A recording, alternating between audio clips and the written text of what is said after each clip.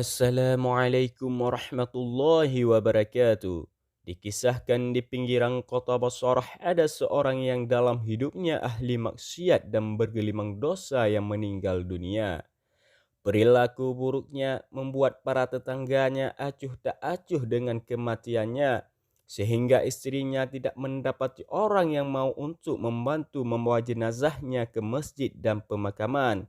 Akhirnya terpaksa sang istri mengupahi dua orang untuk membawa jenazah tersebut. Dibawalah jenazah suaminya tadi ke masjid.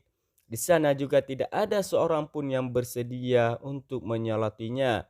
Orang-orang seperti berpura-pura seolah tidak sedang terjadi apa-apa. Kemudian istrinya itu memutuskan untuk segera membawa jenazah suaminya ke pemakaman.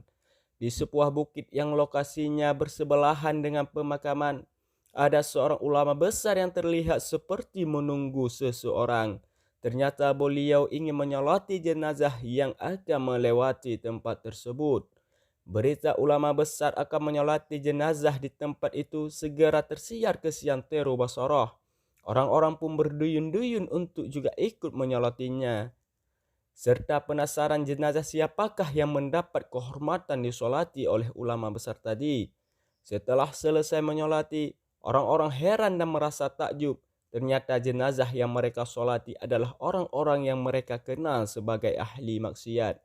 Mereka bertanya kepada ulama tersebut, "Apa yang membuat Anda bersedia datang jauh-jauh ke tempat ini dan menyolati jenazah ini?"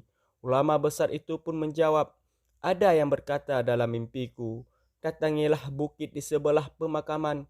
Di sana kamu akan melihat jenazah yang mengiringnya hanya satu orang wanita.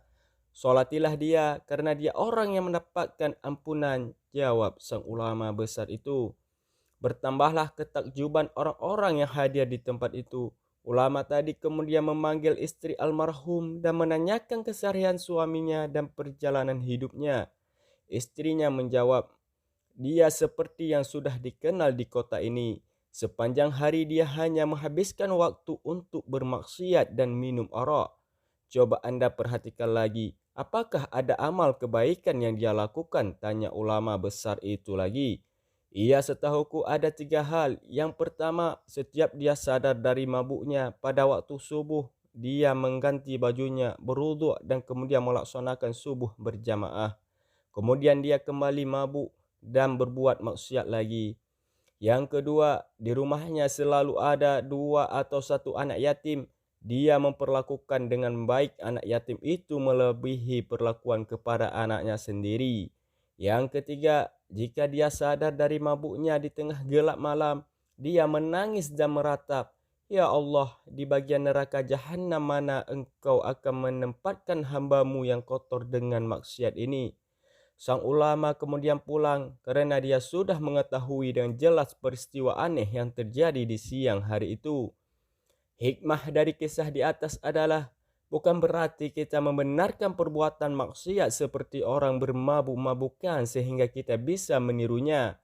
Akan tetapi dari kisah di atas akhirnya kita tahu betapa luasnya rahmat, kasih sayang dan ampunan Allah Subhanahu wa taala kepada setiap hamba-hambanya, yang bahkan untuk seorang yang ahli maksiat sekalipun diampuni dosanya dan dimasukkan ke dalam surganya. Dan yang tidak kalah pentingnya adalah jangan mudah berprasangka buruk kepada orang lain. Setiap orang punya kisah hidupnya sendiri yang kita tidak mengetahui hakikat sebenarnya. Semoga kita termasuk orang-orang yang mendapat ampunan Allah Subhanahu wa taala, menjadi hamba yang taat kepadanya dan senantiasa menjauhi segala larangan-larangannya. Amin ya rabbal alamin.